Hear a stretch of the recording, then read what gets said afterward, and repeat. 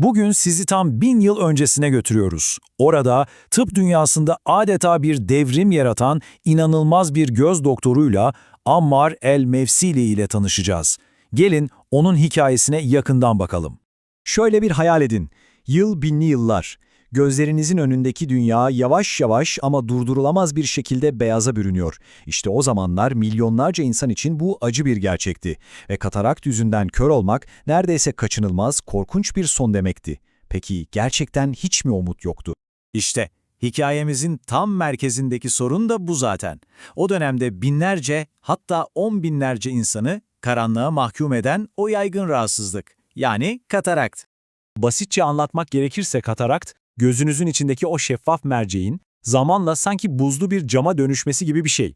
Bu durum o dönemdeki insanlar için dünyayla bağlarını koparan, çözümü olmadığı düşünülen devasa bir problemdi. Ama işte tam bu noktada bu karanlık tabloyu değiştirmeye cesaret eden birisi çıktı ortaya. Gelin şimdi bu büyük sorundan onu çözmeye cüret eden o dahi isme yani doktorumuza geçelim. Evet, karşınızda kahramanımız Ammar bin Ali el-Mevsili. Kendisi Musul doğumlu ama Mısır'dan Filistin'e, oradan Horasan'a kadar çok geniş bir coğrafyayı gezmiş, görmüş, geçirmiş, tecrübeli bir göz hekimi. Onu bu kadar özel kılan neydi peki? Sadece bilgisi değil, ünü o kadar yayılmış ki Avrupa'da bile Canamusali adıyla tanınıyordu. Bu bile tek başına ne kadar büyük bir isim olduğunun kanıtı. Ve şimdi geldik hikayenin zirve noktasına. Ammar'ın tıp tarihinde çığır açan o meşhur cerrahi tekniğine. Hazır olun çünkü bu gerçekten de tam bir dönüm noktasıydı. O güne kadar yapılan şey neydi biliyor musunuz? Kataraktı, gözün içinde bir kenara ittirip yolu açmaya çalışmak. Yani aslında geçici bir çözümdü ama Ammar ortaya bambaşka radikal bir fikir attı. Kenara itmekle uğraşmayın dedi, gelin onu tamamen dışarı çıkaralım. Bu, o günün tıp anlayışı için inanılmaz bir adımdı. Peki ama nasıl? İşte işin dahice kısmı burada. Yöntem şöyle işliyordu. Önce göze minicik, hassas bir kesi atılıyor. Sonra Ammar'ın özel olarak tasarladığı o içi boş metal tüp, yani iğne, içeri sokuluyor. Üçüncü adımda cerrah bu tüp aracılığıyla bir emme kuvveti, yani bir nevi vakum uyguluyor. Ve son olarak katarakt dikkatlice gözden çekilip alınıyor. Düşünsenize 1000 yıl önce böyle bir hassasiyet, böyle bir teknik, inanılmaz. İyi de bu devrimci yöntemin işe yaradığını nereden biliyoruz?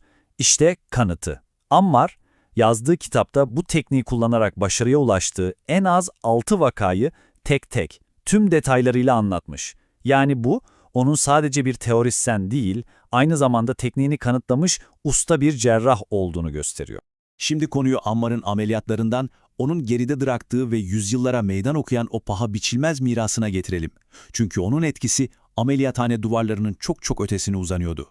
Şimdi şöyle bir durum var. O dönemde Ali bin İsa'nın Teskire adlı eseri aslında daha meşhurdu. Çünkü çok daha detaylı ve kapsamlı bir kitaptı. Fakat Ammar'ın Kitab-ül Müntehabı, yani seçilmiş kitabı, içerdiği tamamen orijinal fikirler ve bizzat kendi ameliyat tecrübelerine dayanması sebebiyle tıp tarihi için bambaşka bir yerde duruyor. Adeta bir ustanın not defteri gibi. Bakın bu zaman çizelgesi her şeyi özetliyor aslında. Bilginin o inanılmaz yolculuğunu bir düşünün.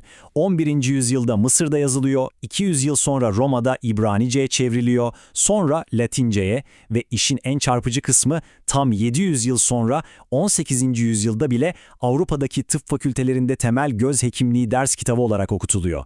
Bir insanın ve bir fikrin etkisi ancak bu kadar kalıcı olabilir. Artık yavaş yavaş toparlayalım.